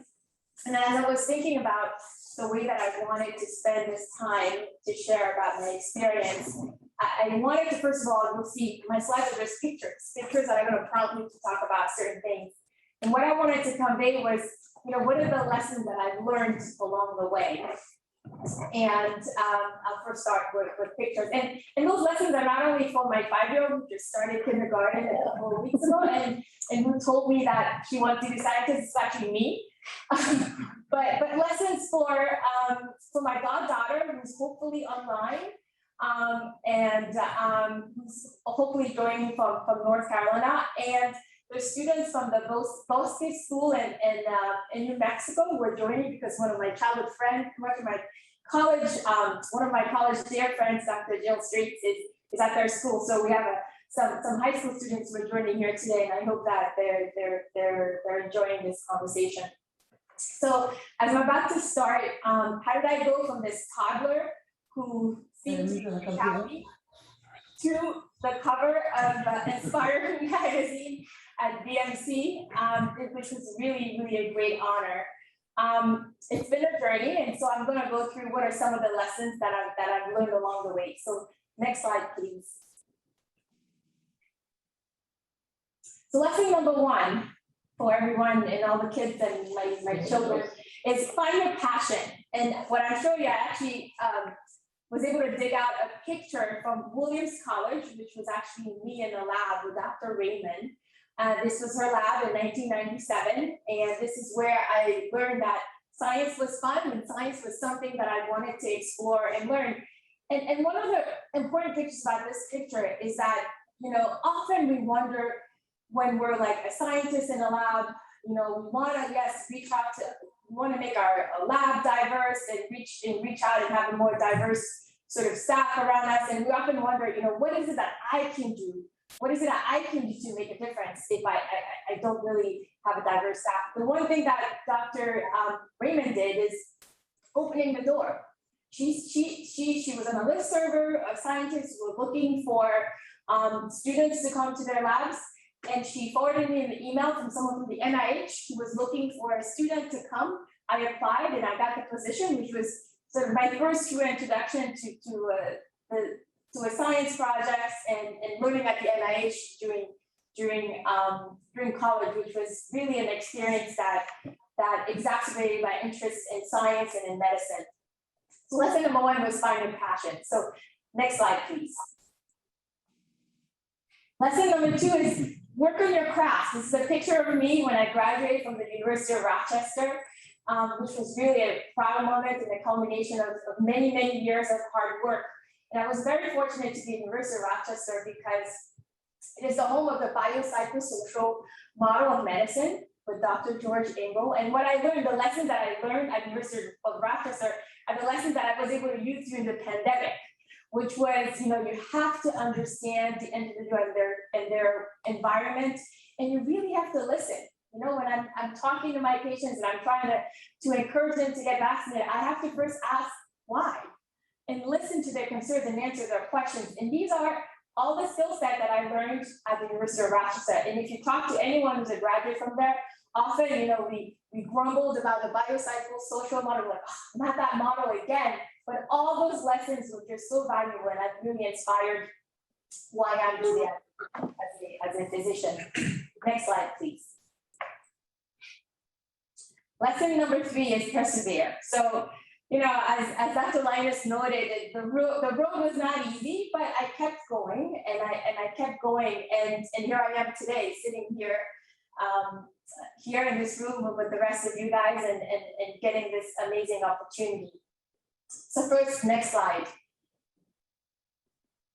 So this is actually, you can't see it, but it's a prompt to remind me that one of the very important steps, and this is actually a screenshot of the notice of award for when I was a recipient of a diversity supplement on Dr. Linas's grant, which was a very important step in funding my research and allowing me to get to the next stage. And this is actually the award that funded a lot of the work that got me invited to the National Academy of Sciences. It's also the work that is actually currently citing. So if you go to the CDC guidance to look for guidance for Hep C testing, you actually see my name as first author as one of the studies that's cited by the CDC and by a lot of other organizations as to what it is that we should be doing for Hep C. So small programs that we have that has allowed researchers like myself to continue and to do research can actually have a really great impact, because next slide, they could lead to a career development award, which is currently funding my work. So this is, as a lot of researchers like to say, this is a gift, and it's covering five years so that I can do research. And actually, I'm seeing the comment here is Dr. Albert Avila whose office funded my diversity supplement, who was really thank you so much for reading the comment, because you know the other lesson here is you have to find allies everywhere you are. And Dr. Avila spent time. He actually, when I emailed him recently to tell him about this amazing honor, he told me that he remembered the conversation that he had with Dr. Linas and I on the phone talking about my research and what I wanted to accomplish. So these steps are very critical and important. And I also wanted to pause on this because when I give people ideas on how you can inspire the next generation, it's the little things that you do. One of the most impactful to me mentors that I've had in my career was Dr. Erica Degada from Beth Israel Deaconess Medical Center. Her focus was mainly infection prevention, which is not what I do, because as you probably see, my research interests are infectious complications of substance use, so HIV and hepatitis C. But she saw something in me, and she really literally analyzed my data so that to give me an opportunity to for my first abstract at ID Week, which is the National Conference for Infectious Disease. She literally analyzed my data and enabled me to put together a presentation that was accepted, and I had an opportunity to go to this conference. But it was sort of like the first, glimmer to tell me that, you know what, you can actually do this. And she had again, as I said, she's been more of a career mentor for me, but she knew that there was a deadline and this had to go out, and she really did all this work to really help me through. Another person that I'd like to highlight was my program director when I was an infectious disease fellow, and Dr. Jennifer Mitty. Because the advice that you're actually support, any fellows on that, the program director can really give you really amazing and important advice. Because as I was leaving Beth Israel Deaconess Medical Center, she said, there are two people that I want you to contact and consider working with. The first one was, she said, you have to contact Dr. Benjamin Linas. And I did, and you see how what this led to. The second person she said that I could actually contact, she said, you have to contact Dr. Jeffrey Samet. He's my senior mentor on my career development award. And I saw a message coming there from him. And she was 100% correct. And these are the people who really funded and helped me. And Dr. Samet has opened so many doors. And other folks that I'm going to briefly mention were Dr. Deborah Cotton, who I can still remember when I put together my K23, I can still remember some of the comments were from being amazed by the letter that Dr. Cotton had written. So the little things that you can do can really make a difference. And the last group of people that I want to mention were our researchers from UCSF, Dr. Carmen Massant and Dr. Sorensen, who were funded by NIDA to support early career faculty of color like myself to get funded. So these are like the small programs that we do, but that could really have an impactful program that, to me, that was sort of on the path to the K-20. So the lesson is, you know, to the high school student who are joining and to anyone else, you have to keep at it because perseverance is the name of the game, and eventually it will bear fruit. Next slide. Number 4, lesson number 4, connect within your circle. So this is a picture of the ID section. It doesn't include everyone, but it includes like a lot of the people who showed up to one of the recent gatherings. And if there's only one thing that you learned during the COVID pandemic is the importance of infectious disease and how critical we are to our hospital system. And these are the people who helped me get through the pandemic. And I'll highlight Dr. Barlam, who's our section chief, who's been really done a tremendous work really leading the section. So thank you to my ID family. And as I said, the lesson is connect within your circle. And then next slide. Lesson number 4, I mean, it should be 4 or 5, is connect outside of your circle. And this picture is actually of a picture that was taken in this room exactly before the remodeling. So if you look so this is, you know, a group of people. This was a gathering where we were saying goodbye to Vivian, who'd been leading a lot of our programs. But it was really nice to see the tapestry of people who showed up, who'd been influenced by all the programs that you ran. But if you look very closely, you'll see Dr. Amelia Benjamin, who's in blue, who to me has been such an important influence in my career. I cannot thank her enough for what she's done for me. So thank you so much, Dr. Benjamin, if you're on. Another person I think is Marina Messina, as I said, you know, in terms of the faculty development program.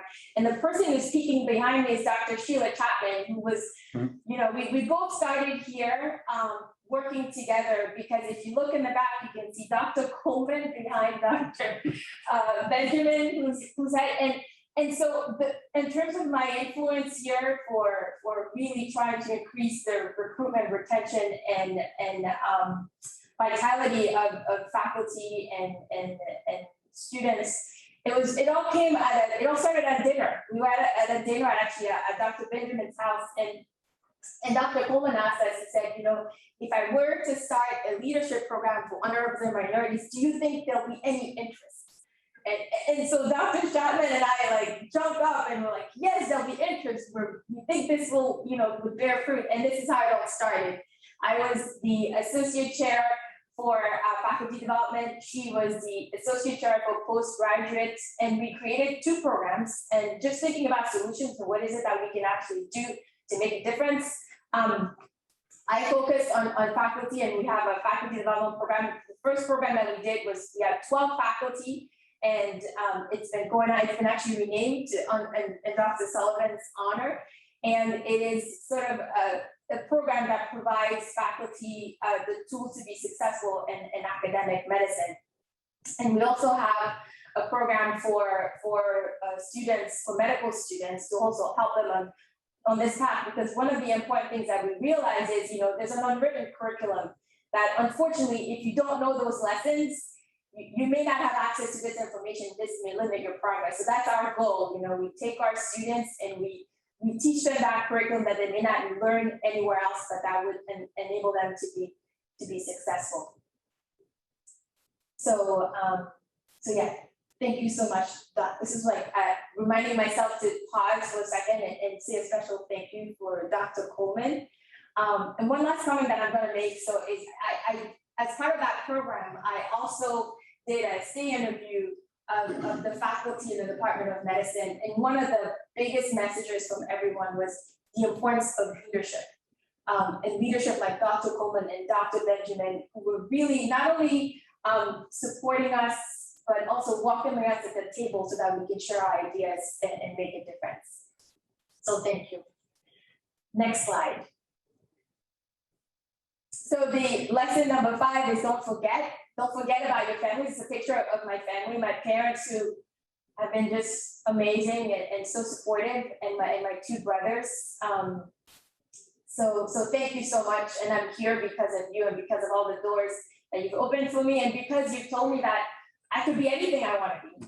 And that is why I'm here, because being a doctor is what I wanted to be. And so thank you very much.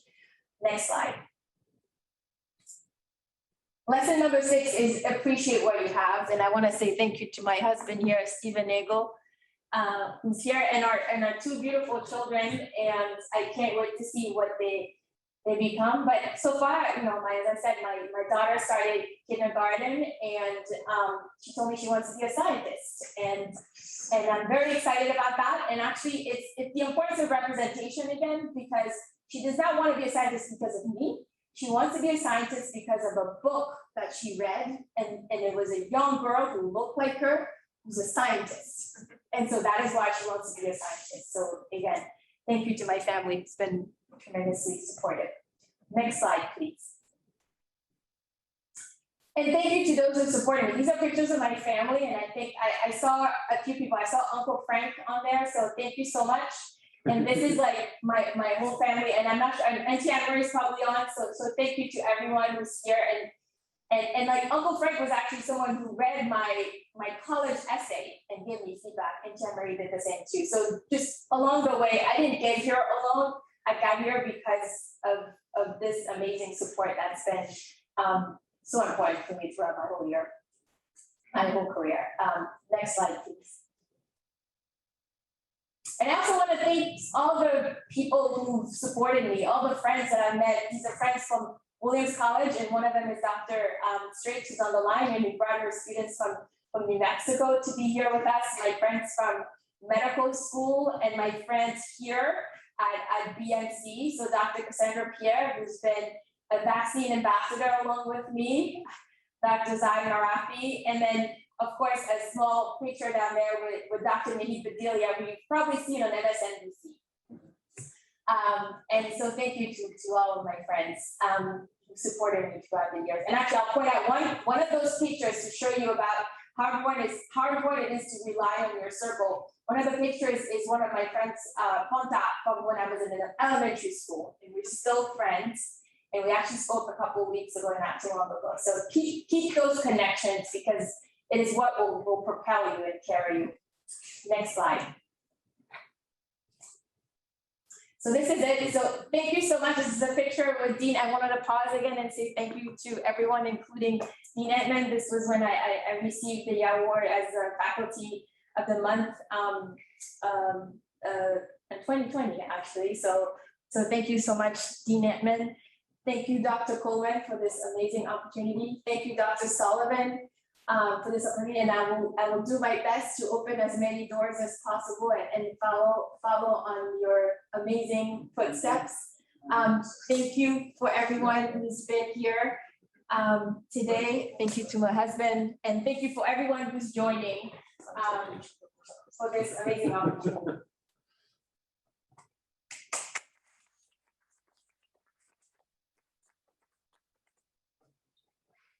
Well, we have a few minutes for comments from any of the participants on the call.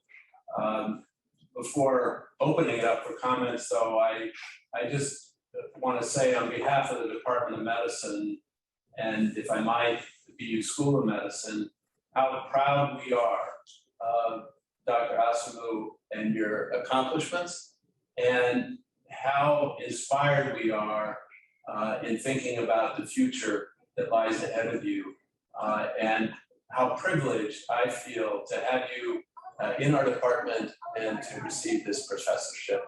So thank you for all that you have done and all that you've become, and we look forward to seeing you soar into your future. Thank you. So maybe I'll start off by calling on Dr. Asumu's father, Goran Asumu, if he would like to make some comments.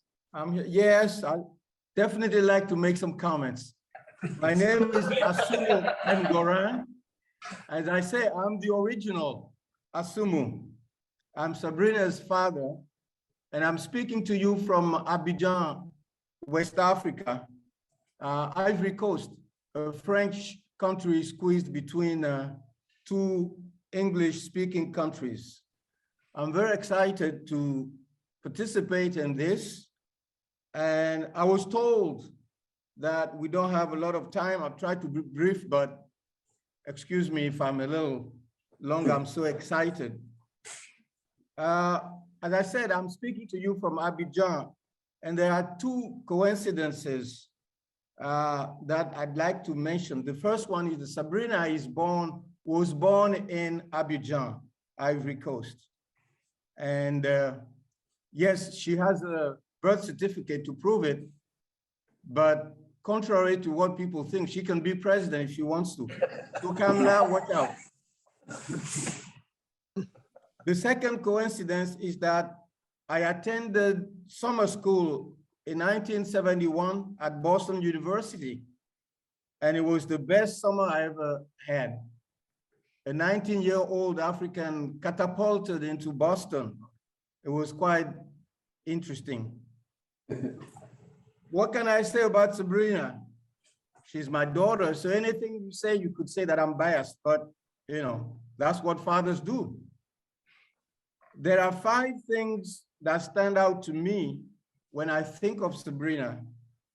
First one is that as a girl squeezed between 2 boys, Sabrina learned to be mentally tough. The second thing is that she is smart, but I think you all know that. And I used to be very frustrated with her because she never gave me a chance to show off my math and physics skills. She rarely needed help with her homework. Every time I tried to help her, she said, no, I got it. And when she says I got it, she got it. The third thing is Sabrina is very thrifty. I learned from her and her husband, Stephen, that you can buy a carpet, you can take a carpet home for 30 days before you decide to buy it or not.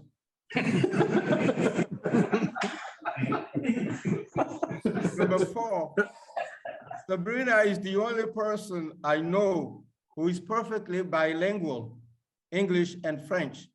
I'm sure all of you know the meaning of bilingual.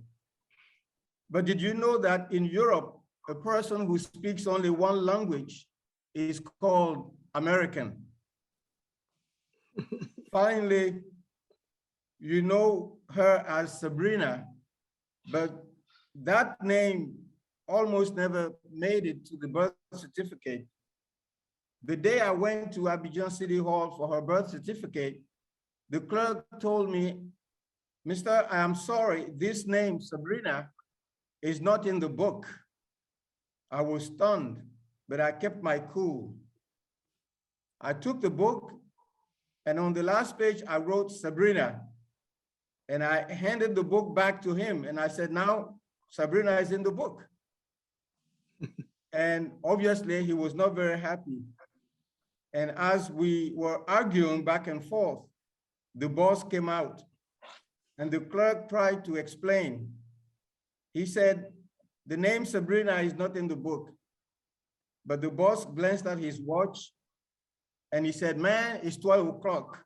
Just write the names he wants and let people go to lunch. So I can say she was saved by the lunch bell. Taking advantage of this situation, I added 3 other names just to be on the safe side. Stephen, her husband, calls her Sabrina. Maureen, her mother, calls her Anik. Shelton and Stefan, her brothers, also call her Anik. But I call her Anik Amon Sialou. Amon is my mother, Sialou is my sister, Asumo is my father. So everybody found a place in her name. I hope I have not been too long, but in closing, I would be remiss if I don't thank the people who made this possible. First, thank you, Dr. Sabrina Anika Monsialou Asumu Nagel. Thank you for your hard work. The whole extended family is proud of you. The village is proud of you. Keep up the excellent work. giving birth to 3 awesome children. Thank you, Dr. Sullivan, for your great achievements in medicine and politics. Last but not least, thank you, Boston University trustees, alumni, board members, the president, deans, and students. God bless Boston University and God bless America, the land of opportunity. Thank you and goodbye.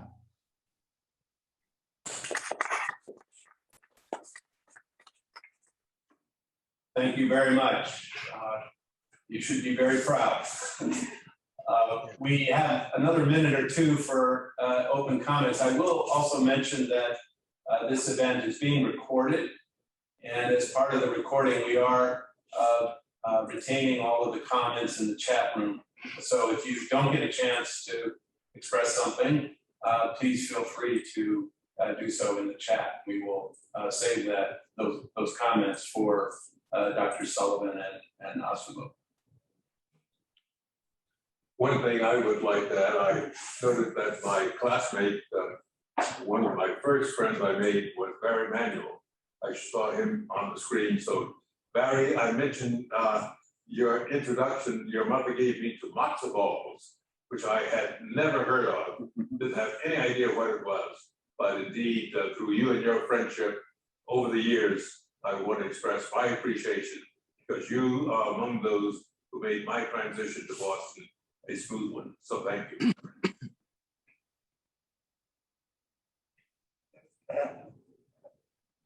All right, the hour is late. I think I'll conclude by thanking everyone for joining us.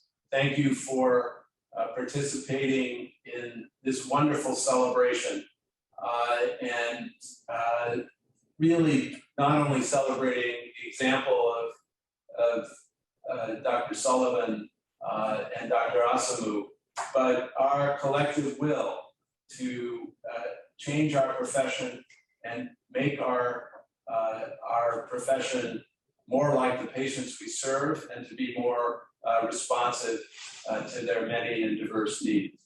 So thank you all very much on behalf of the School of Medicine and the Department of Medicine for your participation today.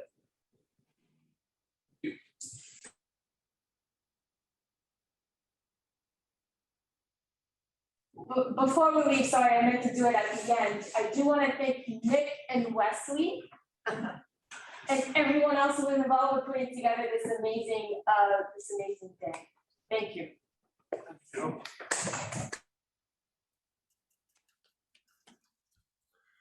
Bye.